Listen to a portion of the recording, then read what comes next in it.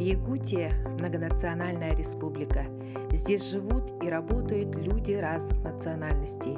В нашем Намском Улусе живет удивительный человек, который переехал 30 лет назад с республики Алтай. Всю жизнь он посвящает своему любимому делу. Яркая творческая личность и порядочный человек – все это относится к герою нашей передачи Олегу Омину. Олег Васильевич Омин родился в Горном Алтае в селе Бежезёк, что в переводе означает «пять долин». Он является старшим сыном большой семьи. У него 4 брата и 1 сестренка. Детство прошло, как у всех советских мальчишек. У всех детей, да, в советские времена, и в деревне там, край на край, там, и такие разные дворовые игры, очень много мы играли. В те времена только такие там лапти, очень много, ножиком вот так, как там называется. Новое поколение, наверное, не знает. Вот отсюда, потом спать, отсюда, потом. Землю надо втыкать. Если ножика нет, то напильник, это всякое разное. Много очень разных игр было. Это шпион, пограничник, такие военные. В те времена все играли.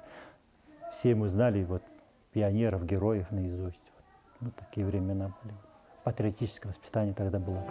После окончания средней школы служил в рядах советской армии, инженерно-саперные войска. После полгода нас отправляют по войскам, и меня отправили в Армению, Закавказье. Насчет армии я не жалуюсь. Места повидал. Какой паренек, живет такой парень, из деревни поехал. Эстония, это почти что Европа же. Я удивился, это двухэтажные дома кирпичные, вообще в шоке был.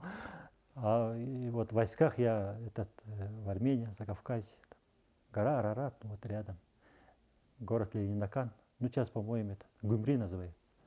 В те времена Ленинакан, там Арарат, гора, там на границе же с Турцией. Впервые рекламу я там увидел по телевизору. Показывает же блюда там вкусные такие, увидел, удивился. На турецкий язык-то похожий, там кое-что сидишь, понимаешь. После армии наш герой поступил в Горно-Алтайский технологический техникум на специальность радиотехник. На последнем курсе познакомился с будущей женой, с якутской красавицей Татьяной, родом из далекой Якутии. Судьбоносная встреча перевернула жизнь нашего героя. Познакомились-то как-то, у нее же день рождения 8 декабря, и у нее оказалось 8 декабря. Я говорю, у меня день рождения, приглашаю. А у меня же тоже день рождения, 8 декабря. Да, говорю, я не поверил. Я подумал, что день рождения только у меня должно быть, как-то эгоистически, юношеский максимализм. Оказывается, еще есть человек, который день рождения еще 8 декабря. Да, я говорю, как зовут там? Так и познакомились. 2 года так, раньше говорили, дружили. Наверное, приглядывались друг к другу. 2 года так ходили, в 90-м году решили, я сделал предложение, поженились. И в 90-м году сын первый родился. Стереотипы же работают. Сейчас тоже стереотипы. По телевидению показывают, снег, тундра. Откуда я знал, что здесь лес везде? Потом любопытство же меня. Как так? Я еще фотографии увидел, она с подружками, школьными подружками стоит вокруг клумбы цветов. Я вообще удивился, а что у вас цветы, что ли, растут? Она говорит, видела, конечно, растут. Говорит, у нас жарче, чем у вас, говорит. Да, говорит. А то по телевизору, я же не виноват, по телевизору так показывают. Показывают, что у вас тундра, олени бегают. Так и было. А потом, когда я закончил учебу, решил, когда поженились-то, она сюда выехала, потом я за ней же приехал на самолете. Я еще помню те времена, этот аэропорт таксовали на запорожцах тогда. Я помню такие времена. 90-е, это трудные времена были. Хотел одну зиму перезимовать, посмотреть. Уже. Нравится мне здесь охота, рыбалка. Думаю, если я там был бы, вряд ли я так охотился, рыбачил. Это насчет Роман Семенов Шапошников. тогда этот Леногази, он начальником был. Ну, я как-то к нему попросился на подледную рыбалку, на карасей, Мунха называется. Он мне рассказывал, вот там из-под льда тянем невод там. И не представляю, как это тянуть невод можно подо льдом еще. Нет, там лунки прорубали. Покажите, говорю. Осенью он один раз взял. С тех пор я каждую осень обычно ситу. До этого другой, тоже ситу ездили, там другой озеро, сейчас другой озеро. Ну, стараюсь, когда время есть, тогда ездить, рыбачить. Там лунки прорубаешь, ну, вы все знаете, наверное, там жердинку надо прогондила, потом веревка идет, веревка тащит за собой невод и рыба, ну, и в одной большой вытаскиваете. Я тогда в шоке был, там, как так можно, невод. Оказывается, лунки надо прорубать, и там палку надо. Это интересно было. Потом он увидел, что меня, как я себе проявил, работу. И начал меня таскать на охоту, там, например, на уток, на зайцев. В те времена на зайцев большие компании был. Это сезон же был зайцев. И он меня начал таскать. Но благодаря Роману Семеновичу Шапошнику я Намский район я везде побывал, наверное, насчет охоты. Переехав на родину супруги в Намский Улус, у Оминых начинается новый этап жизни. Сегодня они являются родителями 4 детей. Олег Васильевич активно участвует в жизни школы, состоит в совете отцов, создал в классе сына велокружок, так как сам увлекается велотуризмом. Первый поход был по местам боевой славы, это памятники Великой Отечественной войны. Это село Апана, и как Красной деревни, и Бетюнцы. Бетюнцы, там очень хороший памятник стоит, Солдат Победы называется. Автор, по-моему, Лукин. И мы туда ездили, смотрели там и обратно. Ну, как мужчина, он должен велосипед знать, там, где что-то подтянуть, там, гайку, да. Мы же вообще отошли от этого. В школах не учим, в жизни, по жизни тоже. Это в советские времена мы на ходу велокамеры меняли, там, сеть меняли, педаль закручивали. Сейчас дети такого нет. Все наготовенько. И палатку ставить там очень трудно было некоторым детям. Ну, не все, а вот некоторые, да, есть такие. И велоштаны есть такие, велорюкзак. Как правильно упаковывать, чтобы везде была равновесие груза, например, да? Как колонны держать. Дисциплина же это все-таки. Это все по маршруту. Это в день мы накрываем где-то 80 километров, проезжаем детьми. Это 8 класса дети. Тут это школа. Они гимназии были, гимназию заканчивали. Там. Что у них это главное осталось в памяти? Они так и отвечают. Велопоходы. Олег Васильевич. Ну, память остается. Это же романтика, это костер, это как бы с детьми, общение. Это же подростки, им надо общение. Для нас общения не хватает. Все мы сидим по одному в комнатах, в домах, сидим на этом гаджете, телефоне. Нет общения, живого общения нет вообще. Тогда с детьми там вообще было бы желание в каждой школе было бы такие велоклубы. Раньше были такие велоклубы.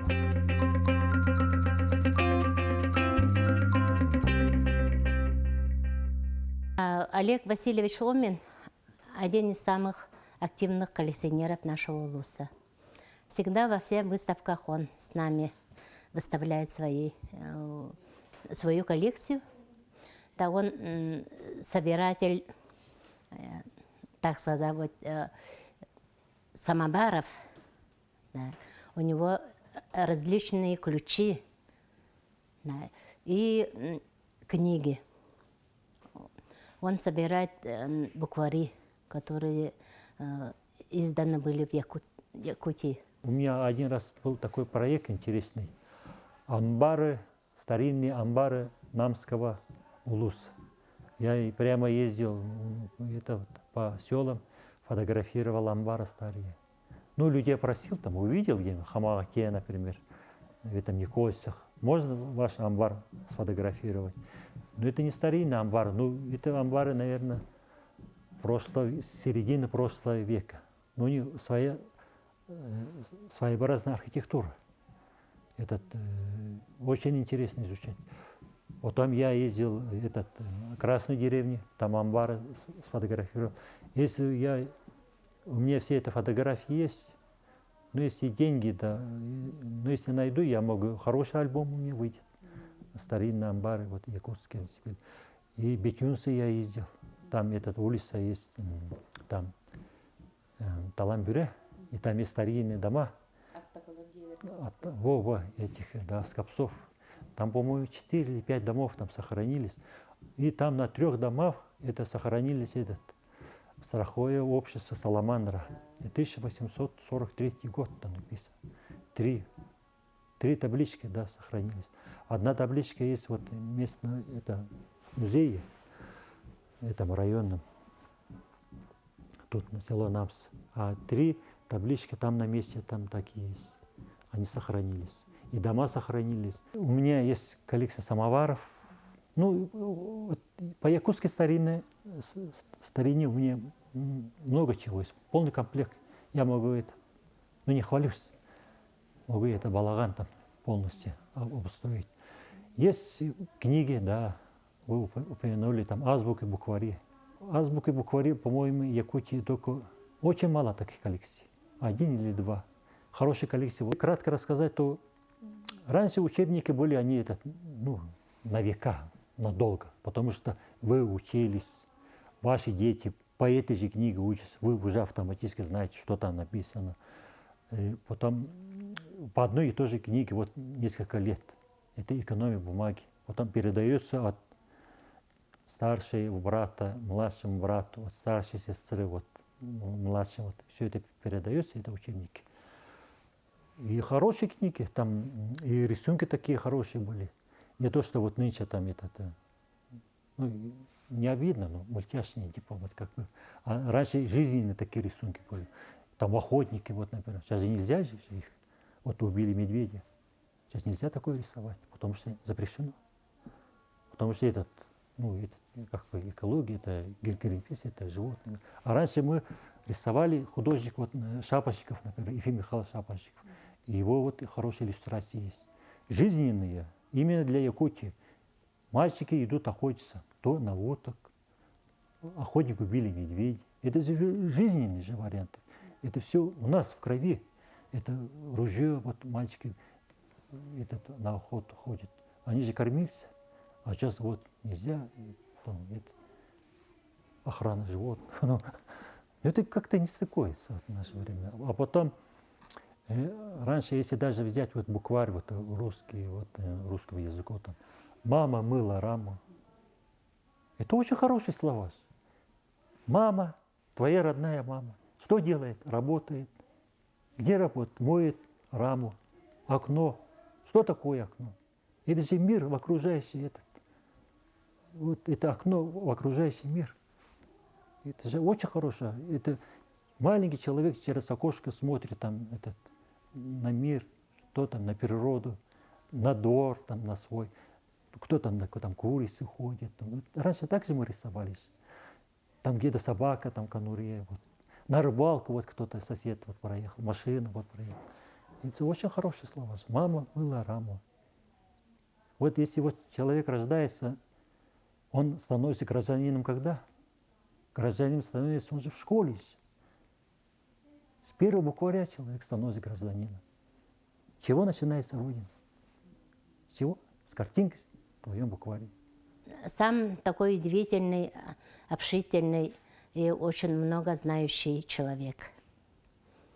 Мы всегда с радостью делимся своим опытом, как коллекционеры, да? И Олег Васильевич всегда с радостью с нами делится своим новым, который он узнал, разные события. И он самый активный участник во всех вот этих военных мероприятиях Улуса. Это землянки или на природе. Или идет на работу и рассказывает нам, что он видит, что он чувствует. Но человек очень общительный и очень, как сказать, познавательный человек.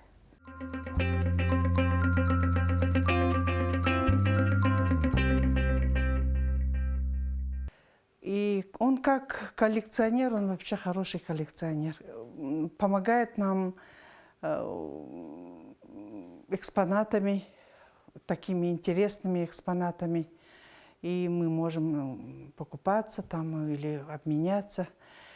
С ним мы участвовали в республиканских реконструкциях, республиканских и в улусных тоже участвовали. И он такой, очень такой вот к этому делу относится очень трепетно. И вообще все, что вот в одеждах, в обмундированиях, в этих событиях, очень подходит очень тщательно и вплоть до пуговицы того исторического периода или вообще так всего этого. И поэтому с ним очень интересно, и много мы, общаясь с ним, узнаем. Еще он член Российского военно-исторического общества, и поэтому как бы уже обязывает постоянно участвовать в реконструкциях совместно с городскими организациями ДОСААФ. И нынче у нас планируется столетие Никольского сражения, и мы там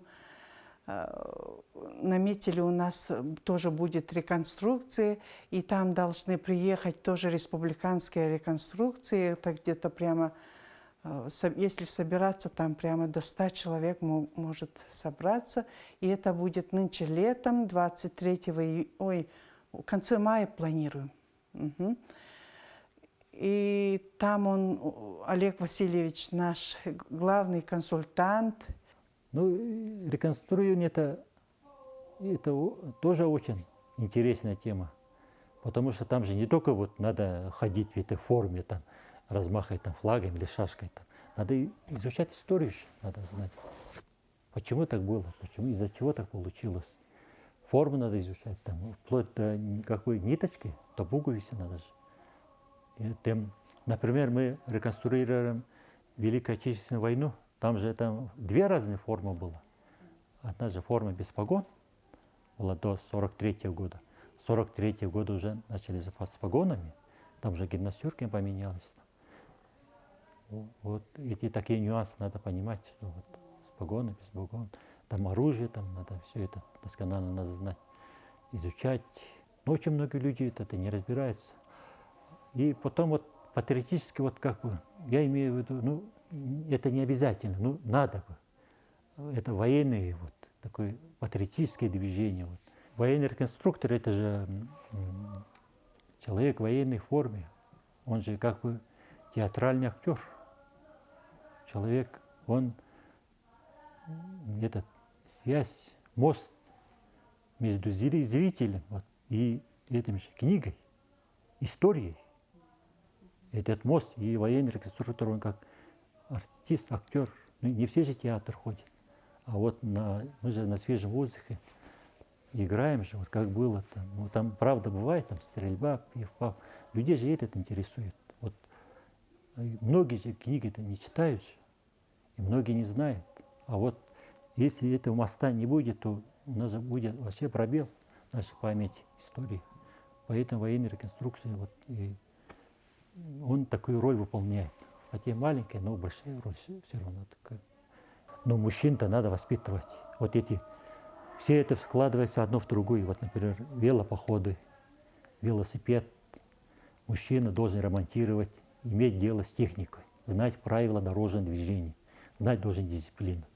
Есть военные составляющие. Человек должен знать сборка автомата, вот, это АКГ, например. Потом этот маленькие такие нюансики, вот, одежда, форма, там, награды, потом звание, отличия. Вот, он должен понимать, знать. И если он в школах и в такой гражданской жизни он будет все это хорошенько знать, то он в армии будет. И армия же 1 год человек не успевает просто-напросто учиться. И он должен вот этот азы проходить в школах, например, в нашей жизни. И вот таким общественный такой человек же, он общественный же, должен общаться друг с другом, например. Вот по улусным мероприятиям мы везде участвуем. Где нас просят, мы участвуем везде. Там почетный караул около вечного огня, раз, возложение цветков. Ну там фон, мы можем там постоять так. В город нас приглашает по работе.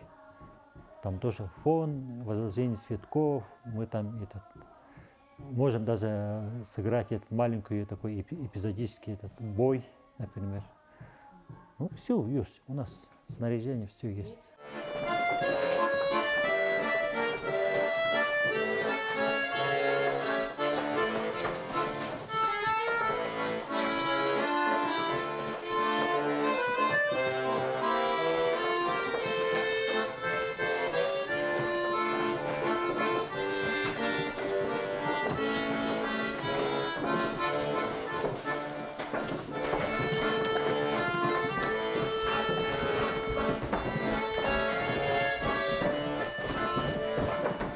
С 1997 года по сегодняшний день Олег работает в управлении газораспределительных сетей Сахатранснефтегаз Намского участка слесарем 5-го разряда.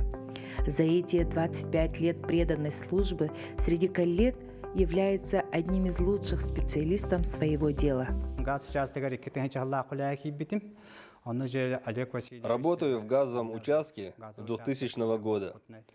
Тогда Олег Васильевич здесь числился как опытный работник, поэтому для нас, молодых и неопытных, был наставником. Как человек, я считаю его примером во всем. В последнее время у нас на участке не только на уровне улуса, республики, принимает участие в мероприятиях. Еще одним очень хорошим увлечением считаю то, что он, приехав из другого региона, изучает наш якутский быт. С Олегом Васильевичем познакомился, когда вместе учились в СПТУ в 1996-1997 годах, когда там учили по газовой специальности. Как работник очень честный, порядочный, всегда держит слово. В трудные моменты всегда поможет советом. Знаний много. В 2017 году прошли соревнования внутри СТНГ среди слесарей, лучшие по профессии, где мы с Олегом от имени Намского участка заняли первое место. Я вырос в горах, я знаю этот момент. Конечно, это гора там, хорошие такие, изумительные пейзажи оттуда видно, вот белый снег, как бы сказать, белые помыслы. Это чистота, это же все, это романтика, вот гор, романтика вот костра, романтика вот дружественной беседы, чаепития, вот помощь друзей. Это есть работа, тут человек как-то незаметно, но он себя проявляет качество по работе там. Но если вот вне работы, то вот таких походах человек проявляется полностью. Вот его, например, его такое стремление, его как бы вот такие хорошие такие качества, вот, терпеть невзгоды, например, да, там, подготовленность его от этого зависит. Вот раньше, в советские времена, вот в таких больших таких предприятиях, организаций, у всех были такие турклубы. Я помню эти времена. Вот. В туризме это все прекрасно. Походы тоже. На этом мы, конечно, не останавливаемся. Еще и непокоренных, так нельзя говорить непокоренных, а вот таких вершин очень много по Якутии, по миру. Вот, есть по плану, есть сплавы, например, вот, там Ботома, Синий, там, по рекам Гей можно, там, по Алдану. Очень много таких мероприятий, которые сплачивают вот, коллектив, людей, общение, вот, и романтика своеобразная. Человек широкой души, добрым сердцем и природным талантом, алтаец Олег Омин, связавший свою судьбу с Якутией, для нынешнего и будущих поколений является примером трудолюбия, патриотизма и огромной любви к родине. Богатая и самобытная культура Якутии вдохновляет нашего героя жить, творить и развиваться.